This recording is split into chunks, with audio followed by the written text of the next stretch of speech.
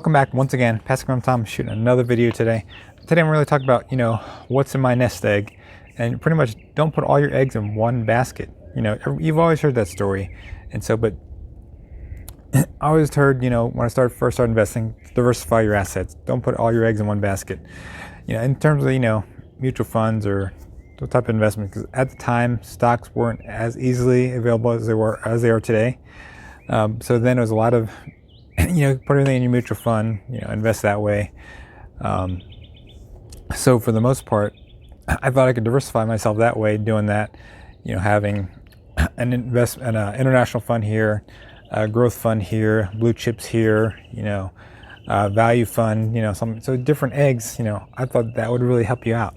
But then when I saw everything going through the 2009 Asian market crash, when it's like a domino effect. Currencies in Asia started, adjusting and everything, and so the stock market took a big dip. I had a science and technology fund. I saw everything go from about 10,000 down to about 6,000, 7,000, whatever. And so I said I need to diversify some more. So that's when I got into real estate a couple years after that, and then eventually I added more silver. That's a small portion of my portfolio, but that's how I think you need to diversify. You may not agree with me. A lot of you maybe can feel comfortable having your eggs in different baskets, such as you have Amazon, Microsoft, Google, whatever. But to me, I don't feel comfortable sitting like that. This current crash we've just gone through, how'd your portfolio hold up? Were you doing all right? Were you frantic? Were you panicking? I went through the same thing in 2008. I was really heavy into almost as what I is now, but not as diverse as I am now. I started spreading my money more into other assets, different pots, as you could say.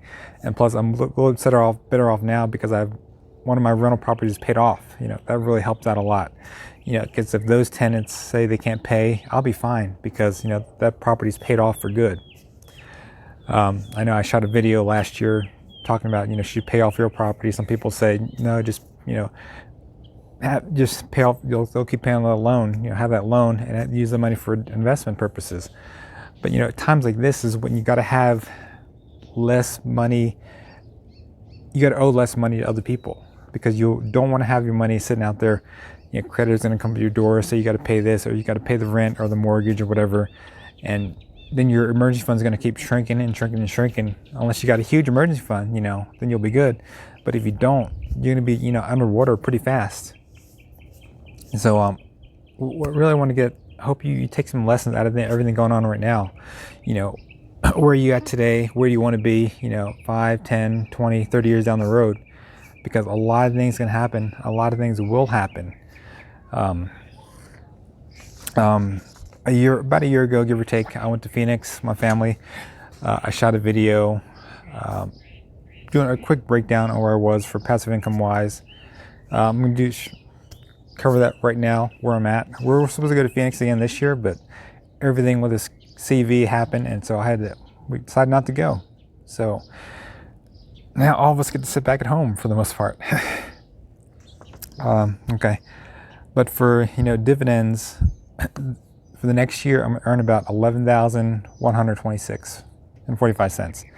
But when you break it down by month, I'm trying to even everything out. Some months, 1 month is 4 months out of the year is a little bit over 1,100. The other 8 months are about a little bit over 800. So I've pushed them up a little bit. I've been buying passive income stocks recently. I'm trying to even it out. I want it to be pretty even, for the most part.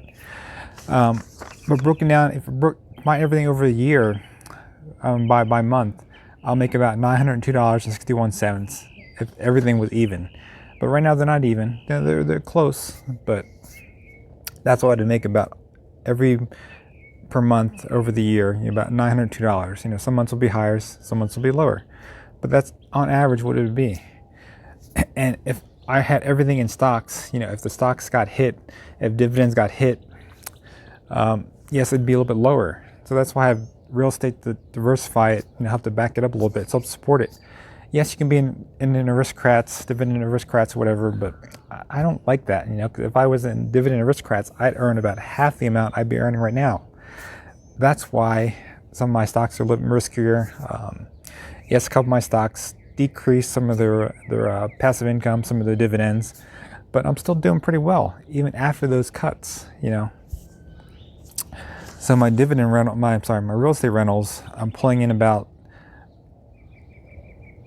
12,077 cents over the past year, or will be for the next year. Yeah, pretty much since I covered everything from May last year until about April this year, and I tallied it up. So over by month, it'd be about $1,006.41. So between those two, real estate and stocks, it'd be about $1,909. So a little bit over $1,900 a month. That's pretty good. Of course, some months for real estate it took a little dip because I had some repairs I had to pay. But on average, it still came out to about $1,000 a month. That's still pretty good.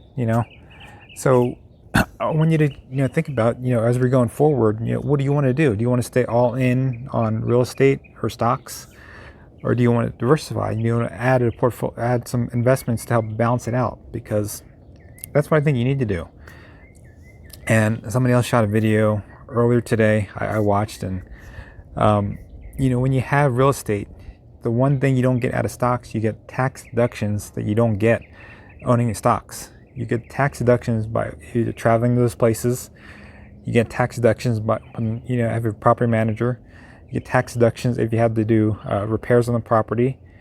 And also the mortgage on the property itself, the mortgage, the insurance, the interest you got to pay, paying for that property manager. I don't know if I mentioned that already, but those tax deductions really help out. That's what the rich do. They have their businesses take care of those taxes, help them lower the tax bill, because taxes aren't going to go anywhere. Taxes are only going to go higher. If you don't realize that, I don't know where you're living, but taxes are going to go higher. It's going to happen. It's not may not be this year, may not be under Trump's watch, but maybe the next president after that or whoever, it's going to happen. Because all these bills are piling up for the federal government, and they've got to pay it somehow. And they're going to look at you and me, and they're going to want that money. But some people are going to do better because they've hidden their assets, legally to do it, so they're going to pay less taxes. So if you want to lower your tax bill, that's what you got to do. I'm encouraging you to check it out. I'm not a tax advisor, but I spent a lot of time learning about taxes. I've worked with some great tax professionals, really set me straight, So I'm encouraging you to check it out. I encourage you to look into it, or at least create a side business that'll help you out. And a business will help you lower some of your taxes, because that's what you want to do. You don't want to be caught paying all these taxes in the future. All right. I think that's about all I wanted to cover. Oh, I'm sorry. I got two more parts. I almost forgot. I have other sets of money, other pots of money. These are small portions of my portfolio. I have cryptocurrencies, and when that takes off, I'm going to sell a lot of it and then put it back into my investments, because that's what it's going to do. I'm going to put it back and actually buy more rental properties, because that's a portion of my portfolio I want to build up some more. I want to buy some more rental properties and have more passive income coming in, and pushing up my monthly interest, my monthly passive income a lot higher. Another one I have some money dipped into is silver. I'm a big Silver Eagle fan. This market, I've been waiting for a while to take off. It hasn't gone off in a while, but I think it's going to happen pretty soon.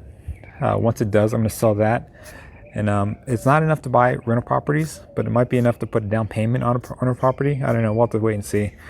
Depending on how much silver goes up. Last time it took off was maybe 2011 or somewhere around there, and I had silver at the same time, same amount of silver, but I didn't sell it. I think I was deployed in another country, and I didn't understand the whole silver market completely. I thought it would keep going up and up and up, but I guess I didn't understand what was going on. But I probably should have sold it at that time. But I'm probably glad I didn't, because now I have a lot more. It's only going to have a higher price by the time I do sell it. That's all I wanted to get. I wanted to shoot this quick little message for you, give you some insight on what I'm doing, and I'm hoping maybe you can possibly change what you're doing. If you have any questions, comment, please leave them below. Yeah, but you have to have your money in different pots.